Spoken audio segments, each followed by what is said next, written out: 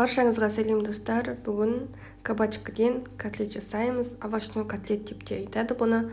Менің каналыма тіркеліп, видеоға лайк басуды ұмытпаңыздар. Өте дәмді болып шығады. Бір дайындағаннан ақ керемет болып шығатын рецепт. Бізге керегі кабачки, морковь, картошка және специи, жұмыртқа, майонез керек болады, және ұн керек болады. Осы керек заттардың барлығын теркіден өткізіп аламыз. Және кабачкидің осылай суын сығып барып қосамыз. Себебі кабачкидің суы бөлінеді. Кабачкиді теркіден өткізгеннен кейін шамалы қоя тұрамыз, бір 5 минуттай өзінің суы бөлініп шығады. Сол кезде осылай сығып алып қосатын боламыз.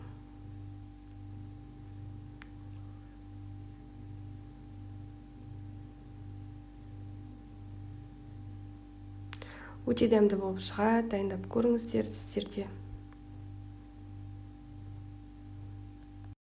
Қараңыздар қаншама су шыққанын. Енді осының үстіне морковьті қосамыз, картопты қосамыз, және майонез қосып араластырамыз. Жақсылап араластырып аламыз. Содан кейін жаңағы дайындап қойған жұмыртқамызды қосамыз. Оның үстіне тұз бұрышымызды қосамыз. Және мен андай приправочный упаковкадегі чеснокты қостым.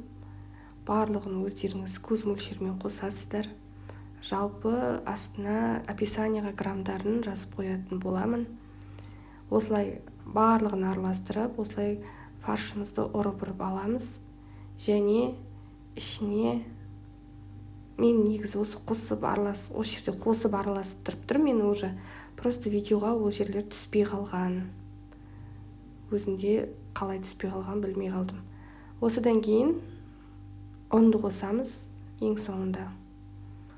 Ұнды да ондай қатты көп қоспаймыз. Оның да граммын описанияға жазып кететін боламын. Ұн болмаса немесе манный каша қоссаңыздар болады. Манный кашаны қосқаннан кейін шамалы уақыт күтеміз. Манный каша өзі ісінгеннен кейін барып пісіруге дайын болады. Және де андай сухари қоссаңыздар болады. Нанды ертіп қоссаңыздар болады. Мінекей фаршымыз дайын болды. Біз табаны қыздырдық, үстіне май құйып, котлетті кәдімгідей котлет қуырғандай қуырып аламыз. Кезекпен кезек салып, котлет өте дәмді болып шығады. Ішінде ет жоқ деп дайындамаулары мүмкін адамдар, бірақ ет болмаса да кәдімгідей жеңіл, овощной, салат сияқты маған өзіме ұнады қатты, балдарыма да қатты ұнады. Сондықтан сіздерде дайындап көріңіздер. Мүмкін сіздерге де ұнап қалар.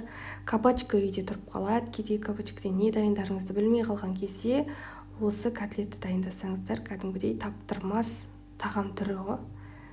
Дастарханыңызға кәдімгідей бір көрік беріп тұрады. Дайындап көріңіздер міндетті түрде.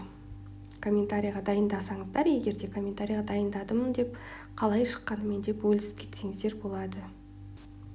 Алдарын аудара отырып, қуырып аламыз да, бетін осылай шамалы жауып қоямыз. Жауып та шамалы қуырамыз. Содан кейін осы котлеттерімізді түсіріп алып, бөлек ыдысқа ыстық су құйып, шамалы бұқтырып аламыз. Сол кезде котлетіміз кәдімгідей сочный болып шығады. Шамалы ғана бұқтырып аламыз. Бұл енді іште ет жоқ қой, уже пісіп тұр, негізі просто сочный болады, өте дәмді болады.